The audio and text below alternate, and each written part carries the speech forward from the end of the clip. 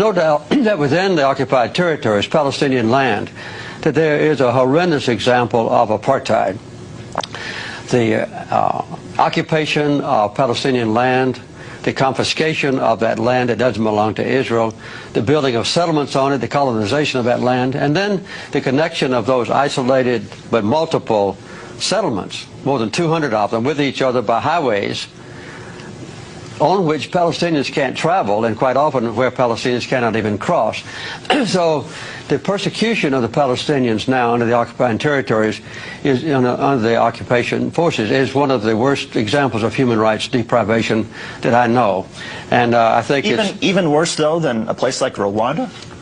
Yes, I think, yes. You mean now? Yes. I think the impression now of the Israelis, of the Palestinians by the Israelis, is worse than a situation in Africa like the oppression of Rwandans and the Civil War.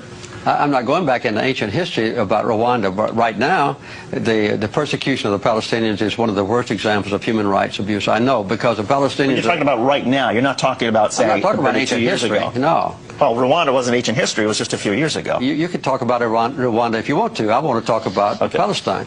What is being done to the Palestinians now is horrendous in their own territory by the occupying powers, which is Israel. They've taken away all the basic human rights of the Palestinians, as was done in South Africa against the blacks. And I make it very plain in this book that the apartheid is not based on racism, as it was in South Africa, but it's based on the desire of a minority of Israelis to acquire land that belongs to the Palestinians and to retain that land, and then to exclude the Palestinians from their own property and subjugate them so that they can't arouse and demonstrate their disapproval of being robbed of their own property. That's what's happening in the West Bank. And the people in this country, in America, never know about this. They never discuss this. There's no debate about it. There's no criticism of Israel in this country. And in Israel, there is an intense debate about the issues in this book.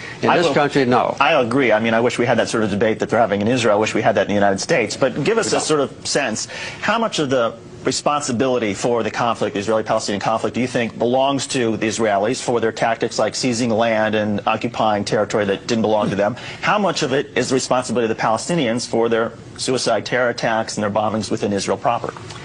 Well, as a matter of fact, the basic cause of the conflict is a sustained occupation of other people's land by the Israelis.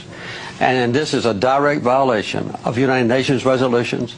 It's a direct violation of the International Quartet's roadmap.